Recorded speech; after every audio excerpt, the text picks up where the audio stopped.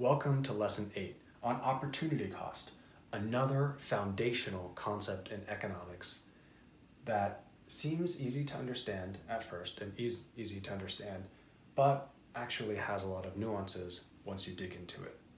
And I want to start by connecting it to the last lesson on scarcity because they go hand in hand. Last time we had talked about how resources are scarce. Actually, everything is scarce, right?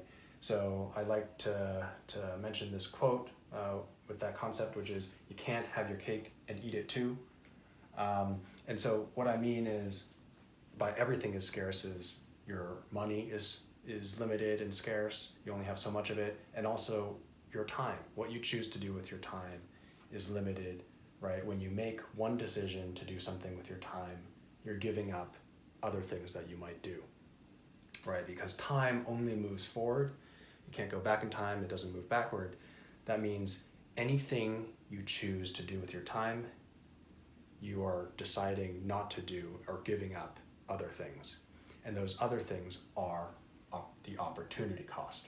So when you take one opportunity or decide to follow one opportunity, the cost is the next best opportunity you would have pursued, or the next best thing.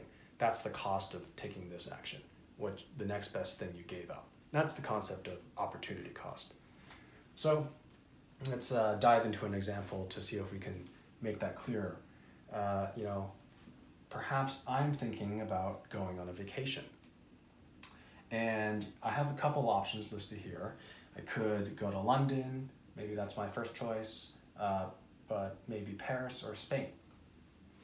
And obviously I can't be in two places at once, right? So if I go to Paris, I can't go to Spain or London at the same time. I have to make a choice, I have to make a decision. So what is my opportunity cost if I choose my first choice and go to London, and my next most desired vacation destination was Paris? That is the opportunity cost. The cost of me going to London is me giving up going to Paris in that same time period, right? So that is the opportunity cost. Let's move here to our second example, which is a little more nuanced and could be quite interesting to explore. And this is known as the broken window fallacy. It was introduced by an economist named Bastiat. But it goes something like this, where let's say I live in a house and I have windows on my house. So here's a nice window on my house. And one day a hoodlum decides to throw a baseball through the window on my house and break this window. So this window is now broken, it's kind of gone there. And the townspeople, my neighbors, are gathering around my house, and I'm calling up the window repairman. And so here's the window repairman, and he's gonna try to fix up my window. And he fixes it up. I've got a new window now, and I've given him some money for his services. Thanks for repairing my window. And the onlookers, inevitably someone in the crowd is going to say, you know what, Dave, it's really not so bad, because if windows never got broken, what would all these repairmen do for jobs, right? So it's really not so bad that your window got broken. But see, that is what he wrote in his essay. Things that are seen and things that are unseen. And I encourage you to go read that essay that he wrote, but which I'll link to. But the thing is, there's an opportunity cost here, which is the thing that's unseen, right? What everyone sees in this crowd is that me paying this glass maker, this window repair guy. What is unseen is what I could have done with the money had the window not been broken.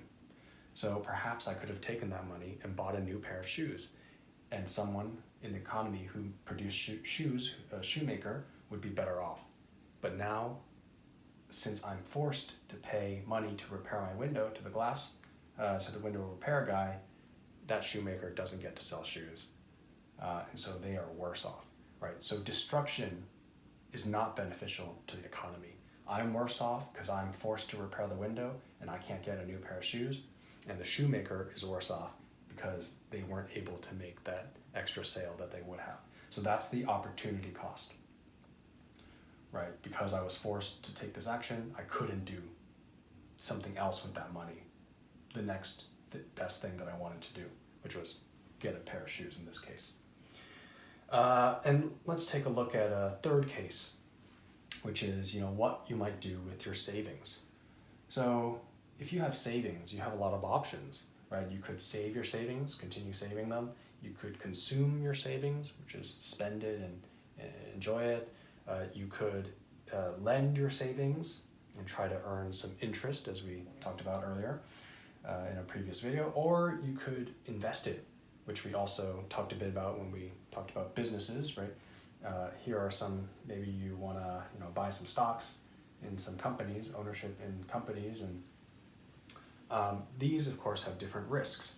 So already you have some options, but the opportunity cost is even within these decisions, because if I buy stock of Apple, that means I am not using that money to buy a stock of Amazon, and so I'm giving up the returns or profits that this business, Amazon, is returning to me if I buy stock of Apple. And similarly with lending, right? If I have some friends here, friend one, friend two. If I lend some money to friend one, I can't lend that same money to friend two. So by lending to friend one and getting interest from that friend, I'm giving up my next best option, which is lending to friend two and that interest, right? So that's another illustration of opportunity cost as well. And you could really broaden this to every decision that you make in your life, right? You could just go around. That's why this is such a foundational concept, where now you can consciously evaluate every decision you're making and what you're giving up, what you would have done if you didn't take this, and that is the opportunity cost. So that's it for today, and I'll see you in the next lesson.